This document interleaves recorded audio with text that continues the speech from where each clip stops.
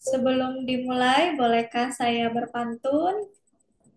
Buah mangga sedang ranum, cakep. Diberi sambal, enak rasanya, cakep. Saya ucapkan Assalamualaikum, salam sejahtera untuk semuanya. Apa kabar semuanya? Pastinya sehat, ceria, bahagia. Yes, alhamdulillahirobbilalamin. Baik, pada hari ini kita akan belajar tentang materi akupresur pada kehamilan, persalinan, nifas, dan bayi. Perkenalkan, nama saya Muaya, biasa dipanggil dengan Yaya. Saya dari Stikes Widya Dharma Husada, Tangerang. Tujuan pembelajaran, hasil belajar, mahasiswa mampu menjelaskan dan mempraktikkan akupresur pada kehamilan, persalinan, nifas, dan bayi. Indikator hasil belajar, menjelaskan dan mempraktikkan akupresur pada kehamilan, persalinan, nifas, dan bayi. Materi pokok, akupresur pada kehamilan, persalinan, nifas, dan bayi. Submateri pokok yang akan kita pelajari. Yang pertama, akupresur pada kehamilan. Kedua, akupresur pada persalinan. Ketiga, akupresur pada nifas. Keempat, akupresur pada bayi.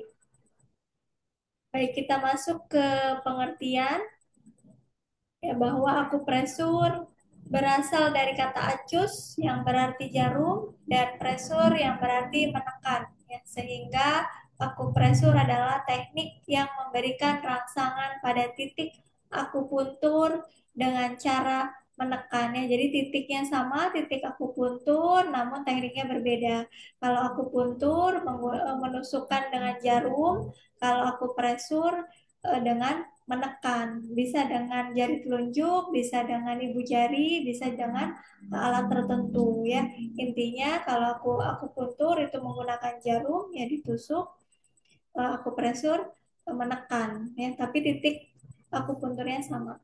Sejarah akupresur merupakan kumpulan dari pengalaman dan penelitian ya dari abad ke abad, terus dipelajari dan diteliti serta dikembangkan sampai sekarang. Akupresur didasarkan pada kepercayaan bahwa energi hidup dan qi mengalir melalui jalur-jalur energi di tubuh. Ya, qi itu adalah energi. Jadi dalam titik akupuntur ini ada meridian atau jalur-jalur energi tubuh. Manfaatnya meningkatkan sirkulasi darah, mengurangi nyeri, meredakan stres, meningkatkan energi, dan membantu mengatasi masalah seperti insomnia dan pramenstruasi. Yang tentunya ada manfaat akupresur untuk kehamilan, untuk ibu bersalin, ibu nifas, dan bayi dengan titik akupuntur tertentu yang nanti akan kita pelajari.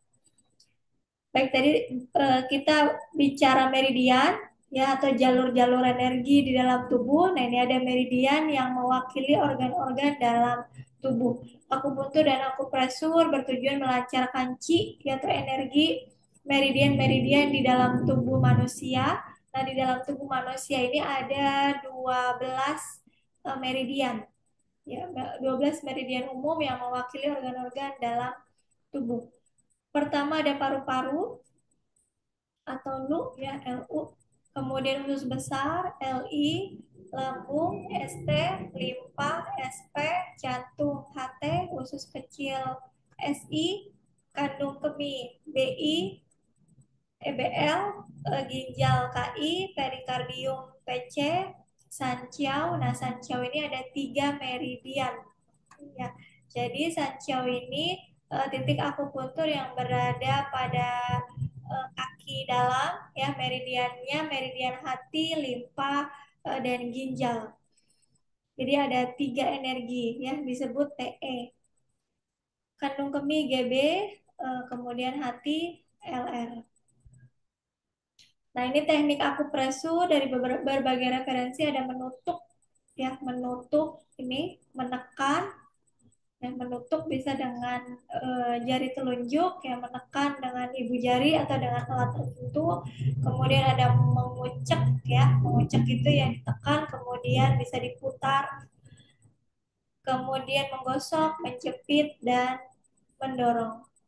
Mekanisme kerja, ya mekanisme kerja akupresur ini mengidentifikasi suatu penyakit berdasarkan titik-titik akupresur atau akupoin yang berada di saluran meridian. Ya, tadi saluran meridian ada 12 meridian, titik-titiknya banyak setiap meridiannya. Akupresur sangat praktis ya, tentunya praktis karena tidak membutuhkan alat yang berlebihan. Tadi yang kita ketahui bahwa cukup dengan telunjuk ya dan ibu atau ibu jari, bisa juga dengan alat khusus tapi tidak berlebihan ya. Artinya masih praktis. Karena dengan sentuhan memiliki keajaiban tersendiri yang sangat berguna untuk menghilangkan rasa lelah pada tubuh, memperbaiki sirkulasi darah, dan merangsang tubuh untuk mengeluarkan racun. Pemberian rangsangan pada titik akupresur dengan teknik penekanan dan pemijatan dapat menstimulasi sel saraf sensorik di sekitar titik akupresur, akan merangsang produksi hormon endorfin ya. Yang kita ketahui bahwa hormon endorfin itu hormon kebahagiaan, ketenangan ya. Hormon endorfin ini memberikan efek menenangkan, membangkitkan semangat dalam tubuh, memiliki efek positif pada emosi, relaksasi, dan normalisasi fungsi tubuh ya. Tentunya akupresur ini dapat mencegah kadar katekolamin, beta endorfin, ACTH atau adrenokortikotropik hormon, dan kortisol. Nah, ya, hormon ini adalah hormon kebalikan dari hormon endorfin.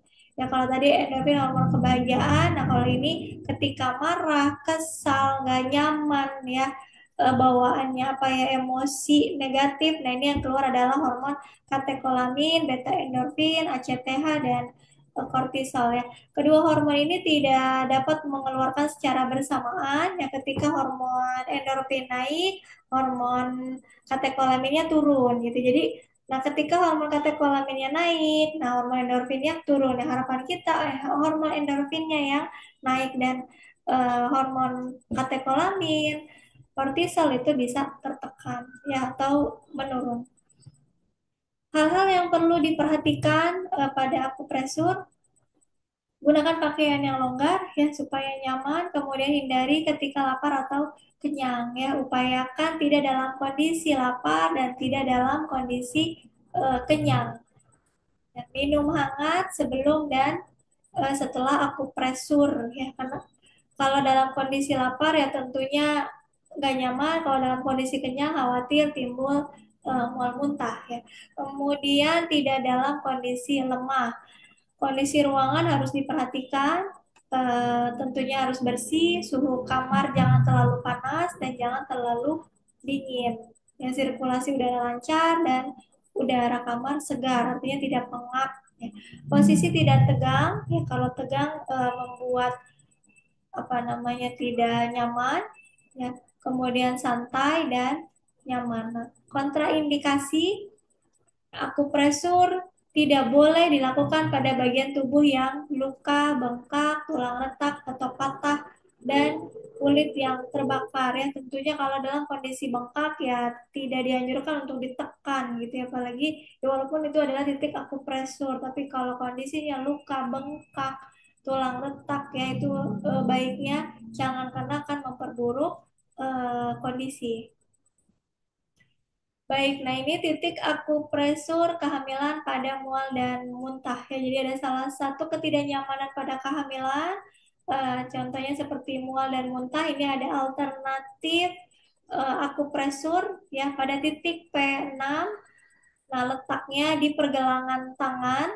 Yang manfaatnya meredakan rasa mual, sakit perut, mabuk, sindrom carpal tunnel, dan sakit kepala ya. Jadi caranya adalah ini, letakkan tangan agar telapak tangan menghadap ke langit-langit ya, kelihatan menghadap ke langit-langit. Tempatkan 3 jari ya, 3 jari pertama dari tangan satunya di atas pergelangan. Sentuhkan jempol atau tentukan jempol ke pergelangan tangan, tempat di bawah jari tepat di bawah jari telunjuk. Jadi tepat di bawah jari telunjuk ini, tepat di bawah jari, tepat di bawah jari telunjuk ya. Tadi kita ini dulu 3 jari. Nah, kemudian jika sudah tepat, ini harusnya perlu bantuan orang lain ya. Jadi bisa menentukan titiknya. Nah, titiknya di sini ya. Berarti kita tekan, bisa menggunakan eh, jari telunjuk, bisa menggunakan ibu jari ya. Rasakan dua tendon besar di sini, gunakan baik ibu jari dan jari telunjuk untuk menekan titik ini. Pastikan melakukan teknik yang sama di kedua pergelangan tangan. Jadi harus seimbang antara kanan dan kiri ya. Jadi pergelangan tangan kanan kiri ini harus kita tekan. Kemudian yang kedua ada titik ST36 atau Zulsanli ya, ST36. Nah, ini letaknya di bawah tempurung lutut. Ini ya, ini gambarnya, contohnya di bawah tempurung lutut. Manfaatnya meredakan masalah gastrointestinal, rasa mual muntah, stres, kelelahan, serta meningkatkan imunitas tubuh. Nah, letakkan 4 jari di bawah tempurung lutut di bagian depan betis ini ya, bagian depan betis ya, bukan pada bagian betis ya, tapi bagian depan betis ya. 4 jari di bawah tempurung lutut. Nah, rasakan cekungan di sini, ada cekungan di antara tulang kering dan otot kaki di bawah jari-jari. Nah, tadi 4 jari di sini ya, ada cekungan. Nah, titik ini berada di bagian luar tulang. Tekan titik ini menggunakan buku jari atau ibu jari. Ya, jadi bukan menggunakan kuku, nanti lecet kalau menggunakan kuku ya. Kemudian, yaitu tadi untuk kehamilan ya. Kemudian ini titik akupresur untuk induksi persalinan ya. Tentunya kalau untuk induksi persalinan berarti tidak dianjurkan untuk dilakukan pada trimester pertama ya. Nah, ini dilakukan pada trimester ketiga, itu pun pada saat mendekati HPL ke hari perkiraan lahir. Pertama ada titik SP6 ya, Sanyin Chiao atau spleen SP6. Ini terletak 3 cun. Nah, 3 cun ini ya, 3 cun. 3 cun itu ini atas pergelangan kaki posterior posterior medial ke tibia ini ya. Jadi dari mata kaki kita ukur 4 jari itu 3 cun. Tentukan titiknya di sini ya, titiknya di sini. Dari mata kaki 4 jari atau 3 cun. Nah, ini di sini. Ya, lihat pada gambar. Nah, dapat menyebabkan kontraksi rahim dan mempercepat persalinan. Kemudian yang kedua ada titik GB21 atau gallbladder 21, merupakan titik tertinggi yang terletak di atas trapezius. Ya, ini lihat pada gambar sedikit ke belakang. Selain dapat menstimulasi letdown refleks dan mensekresi prolaktin, oksitosin, titik ini juga dapat memicu kontraksi uterus dan perdarahan. Tekan selama 4-5 detik. Mengatasi rasa sakit, kekakuan leher, bahu yang tegang, serta sakit kepala ya. Kalau yang kita ketahui ya, kita suka pijit di sini ya, bagian eh, belakang ya, bagian pundak ini di belakang. Nah, itu enak sekali ya, ini untuk supaya lehernya tidak kaku. Nah, ini juga bisa diterapkan pada ibu nifas karena dapat merangsang prolaktin dan oksitosin. Kemudian yang ketiga ada titik large intestine 4 kali 4. Nah, ini terletak antara ibu jari dan telunjuk. Jadi terletak antara ibu jari dan telunjuk ya. Jadi di sini titiknya di tengah antara ibu jari dan telunjuk. Nah, ini meredakan stres, sakit di area wajah, sakit kepala, sakit gigi, serta sakit kepala. Dapat menyebabkan kontraksi uterus dan mempercepat kemajuan persalinan. Kemudian yang keempat ada titik BL67. Ya, titik BL67 ini bisa dilihat gambarnya terletak di sebelah luar pada jari kelingking kaki, kira-kira 0,1 cm di belakang kuku ini, di belakang kuku ya, di pojok sini, di belakang kuku, pojok kuku. dapat menurunkan bagian terbawah dari janin. Jadi supaya janinnya cepat turun, digunakan untuk mempercepat persalinan yang sulit ya. Jadi ini juga merangsang kontraksi. Kemudian titik BL32 terletak di punggung bawah ya Bu. Punggung bagian bawah antara lesung bokong, bermanfaat untuk memicu kontraksi dan meringankan masalah sistem reproduksi wanita khususnya selama persalinannya ini. Kemudian yang keenam ada titik PC8. Nah, ini PC8 ini terletak di pusat telapak tangan ya. Jadi di sini di pusat telapak tangan membantu merangsang kontraksi dan mempercepat persalinan. Ya, itu tadi titik-titik akupresur untuk persalinan atau untuk induksi persalinan yang tidak dianjurkan untuk dilakukan pada trimester 1 karena merangsang kontraksi. Ya, khawatir terjadi keguguran atau abortus atau lahir prematur itu tidak dianjurkan.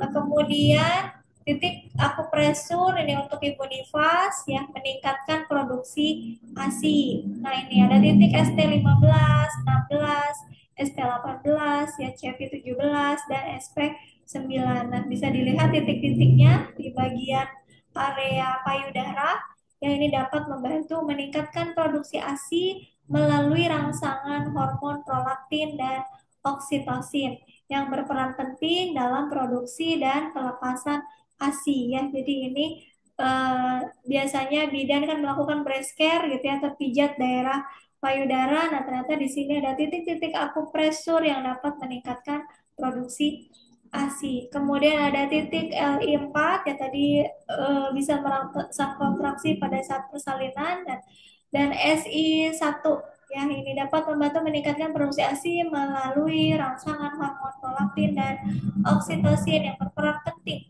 dalam produksi dan pelepasan ASI. Ya ini LI4 tadi antara ibu jari dan jari telunjuk ya di tengah ini.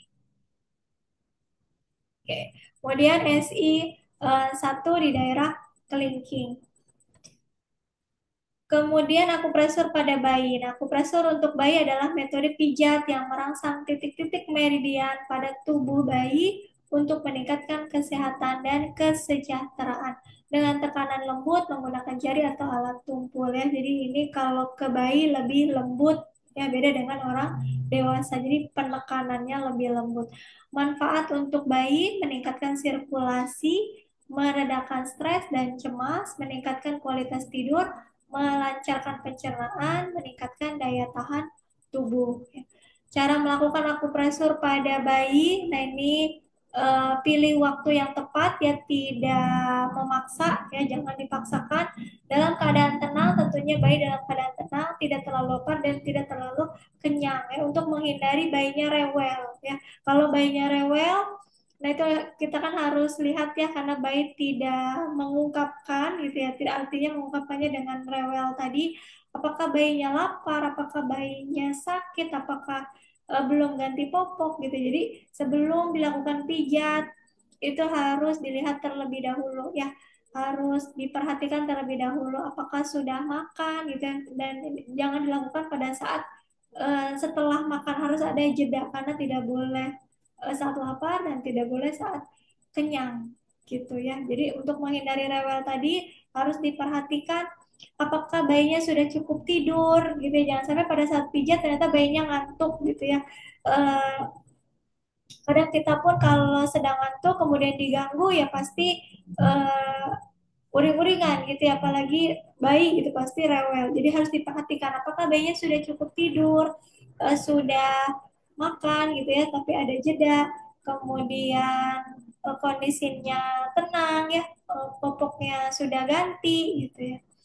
Kemudian pilih area yang aman, hindari memijat area kepala dan perut. Ya ini perut bayi kecuali dengan instruktur dan ahli. Gunakan tekanan yang lembut, gunakan minyak atau lotion, lakukan dengan rutin. Ya. Contoh titik akupresur yang aman, ya, tungkai, pijat dari pangkal paha hingga ke bawah.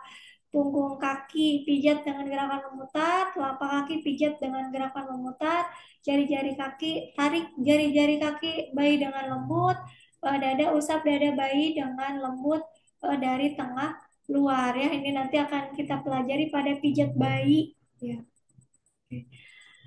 Hal penting yang perlu dilakukan, diperhatikan, yang konsultasikan dengan ahli. Jika memiliki kekhawatiran, ya ibu orang tua memiliki kekhawatiran tentang kesehatan bayinya, perlu dikonsultasikan dengan dokter atau ahli akupresur ya. Bila bayinya sakit, gitu ya, itu harus dikonsultasikan terlebih dahulu kepada dokter apakah boleh dilakukan pijat atau akupresur. Kemudian jangan dipaksakan. Tadi jika bayi merasa tidak nyaman saat dipijat, nah itu baiknya hentikan pijatan ya. Makanya cari waktu yang tepat tadi ya supaya terhindar bayi rewel. Kemudian pantau reaksi bayi. Perhatikan reaksi bayi saat dipijat dan sesuaikan tekanan dan durasi pijatan. Ya kalau misalkan ditekan tambah tekanan bayinya aman gitu ya kondisinya, artinya masih tenang, nah itu boleh kita lanjutkan ya tekanannya kita disesuaikan dengan kondisi, kemudian durasi pijatan juga kita sesuaikan ya. Kalau misalkan bayinya tenang saat dipijat boleh dilanjut, kalau misalkan tidak nyaman bayinya rewel ya anjurannya dihentikan. Baik, itu tadi materi akupresur pada kehamilan, persalinan, nifas, dan bayi. Apakah ada pertanyaan? Ya, jika ada pertanyaan, silakan ditulis nanti kita diskusikan. Oke, baik. Setelah pemaparan materi, nah ini ada evaluasi ya bisa kita lihat. Ini ada kasus. Ya, kalau kasus kan ini panjang ya, jadi supaya waktu lebih efisien untuk menjawabnya, karena kita kalau ujian kan harus efisiensi waktu ya. Kita baca instruksinya terlebih dahulu. Apakah lokasi penekanan yang dilakukan bidan tersebut? Nah, ini yang ditanyakan atau instruksinya adalah lokasi penekanan. Ya, berarti kita cari kata kuncinya, nih titiknya apa untuk mencari lokasi penekanan. Boleh kita lihat sekilas option jawabannya, sekilas saja. Nah, ini tentang lokasi penekanan. Kita baca, cari kata kuncinya. Seorang perempuan umur 25 tahun, G1 P0 usia kehamilan 39 minggu, infartu kala 1, fase aktif, datang ke TPMB. Kemudian seorang bidan menerapkan teknik akupresur dengan titik SP6 untuk merangsang kontraksi dan mengurangi rasa sakit selama kontraksi berlangsung. Sebetulnya ya kalau kita udah baca instruksinya, lokasi penekanan yang dilakukan bidan tersebut. Jadi bidan tersebut ini melakukan titik apa nih? Nah ini kata kuncinya adalah mudah sekali sebetulnya ini. Tinggal mencari lokasi penekanan ini titik SP6 ya. Titik SP6 itu lokasinya di mana? Nah kira-kira apakah yang A, yang B, yang C, yang D atau yang E? Ya boleh sambil dipikirkan. Silakan dijawab. Ya, yang A terletak pusat telapak tangan, apakah yang B terletak 3 jari di atas lipatan pergelangan tangan, yang C terletak pada sudut nyaman jempol dan jari telunjuk, yang D terletak di atas pergelangan kaki bagian dalam tepatnya 4 jari di atas mata kaki, yang E terletak di bagian kaki tepatnya di luar ujung jari kelingking dan tepat dengan tepi kuku kaki. Yang mana yang lebih tepat kira-kira? Oke, kita lihat jawabannya. Jawabannya adalah D, ya. Betul sekali jawabannya D. Terletak di atas pergelangan kaki bagian dalam, tepatnya 3 cun tadi ya, atau 4 jari di atas mata kaki, itu SP6 ya, untuk merangsang kontraksi. Tadi ada di bagian akupresur pada persalinan untuk merangsang kontraksi dan mengurangi nyeri ya. Kemudian kasus kedua, nah kita baca instruksinya. Apakah titik akupresur yang dilakukan bidan pada kasus tersebut? Nah ini kebalikan. Kalau tadi yang dicari adalah lokasi, kalau ini yang dicari adalah titiknya, titik akupresur. Boleh lihat opsionalnya sekilas, ya pilihan jawabannya sekilas. Kita baca kasusnya sambil cari kata kuncinya. Sebetulnya mudah nih. Ya, kita cari lokasinya aja ya untuk menjawab titiknya apa. Seorang perempuan umur 23 tahun, Y1 Penolano, usia kehamilan 38 minggu, infartu kala 1, fase aktif, ibu mengeluh mules, mulas dan ingin teriak. Bidan mengajarkan cara alamiah dengan menekan titik yang terletak pada sudut anyaman jempol dan jari telunjuk. Nah, masih ingatkah ini ya antara ibu jari dan telunjuk untuk membantu meringankan rasa sakit akibat kontraksi yang datang. Ya, kira-kira yang mana? Apakah yang A S36, apakah yang B LP3, apakah yang C LI4, apakah yang D PC8 atau yang E SP6? Oke, silakan dijawab. Oke, kita lihat jawaban yang benar. Oke, jawabannya adalah C ya, betul sekali. Lokasi titik akupresur yang berada di antara ibu jari dan jari telunjuk itu adalah LI4. Yang selamat yang menjawab benar, yang belum kita belajar lagi. Oke, itu tadi pemaparan materi kita pada hari ini. Ini ada kata motivasi sedikit, ya niat, tujuan, dan bekerja dengan cara yang baik, insya Allah membuahkan hasil yang baik.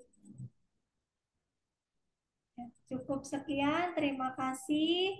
Mohon maaf bila ada salah kata. Sampai ketemu di materi selanjutnya. Kita akhiri dengan mengucapkan alhamdulillah, alhamdulillahirabbil alamin. Bila taufik walhidayah. Assalamualaikum warahmatullahi wabarakatuh. Terima kasih.